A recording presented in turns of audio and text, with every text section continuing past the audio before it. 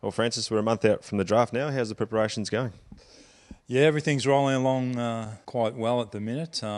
It's a long process, but since the end of footy season, obviously, which we get a handle on the kids and how they play their actual footy, we then focus on a lot of the off-field things which we place significant importance on.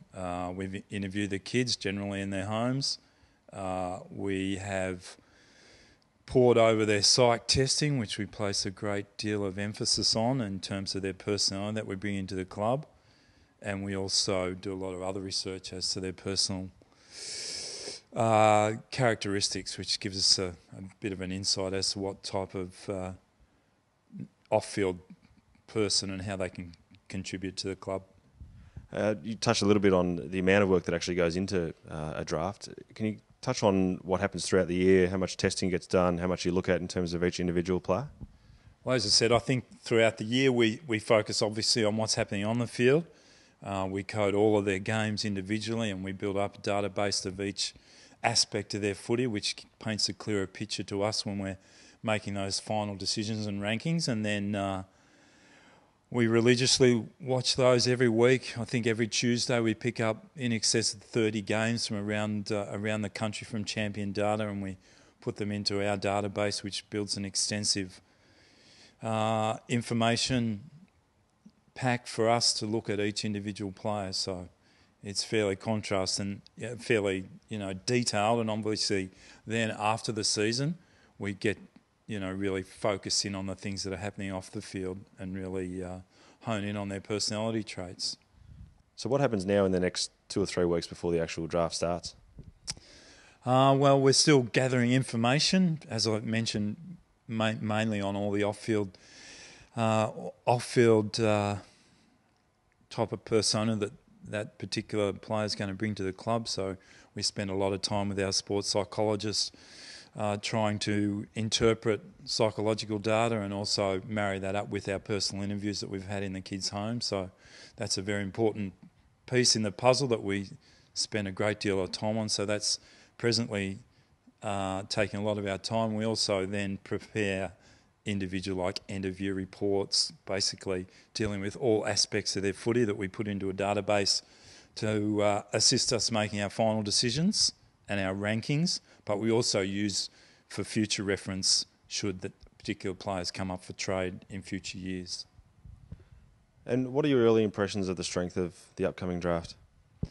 Well, I think we knew right from the start, or from the beginning of last year, that this particular draft was not going to be very deep, and statistically that has to be the case given that GWS have already taken out 12 players, and if you did that in any draft it would certainly weaken it. But given if those particular players were part of this draft, it would be an average to a reasonable draft, but given that they're not there, it significantly weakens the draft.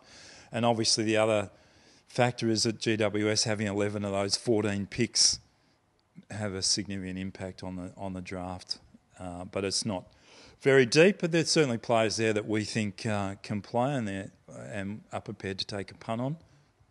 And Richmond's first pick is pick 15, which is higher than what it's been in the last couple of years. Is it a best available player at that time, or do you have plans A, B and C for that player? No, I think pick 15 is an interesting place to be because obviously we're at the mercy of what the other clubs choose beforehand. But I think from our perspective, the fact that GWS actually have 11 of those 14 picks means that they're going to need to take different player types and different position types, and that might be to our advantage given a couple of players might slip through. We think we'll be confident that we're going to get a good player there that will contribute to, in the long term and over a long period to the Richmond Footy Club. So, no, we look forward to it. And does it come down to the day how many picks you actually use at the draft? No, that'll be obviously determined beforehand. And at the minute, we look like having 3 picks.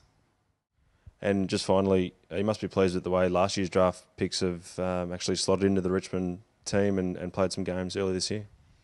Yeah, look, once you pick, kids from previous drafts, they're like part of your family. You spend so much time with them and you know them intimately and follow them obviously very closely, and they drop into our office and say hi all the time. So you ride every bump with them. So we're really delighted how last year's crop went in their initial season. Obviously, Reece Conker, our first pick, had significant interruption to his pre-season, perhaps run out a bit of gas at the end of the year, but I'm very, very confident that he's going to be a terrific long-term player for us.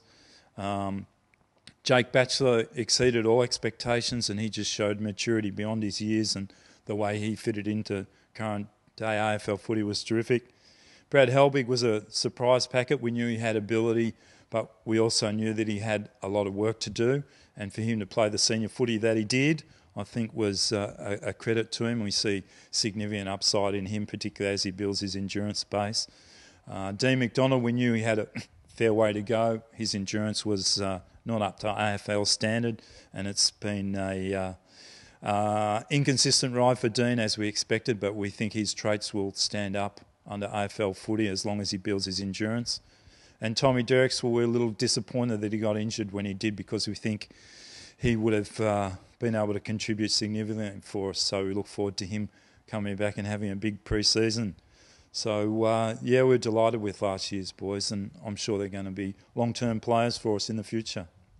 Good luck with the preparations for the draft, and thanks for joining us. Thanks, Adrian. Pleasure.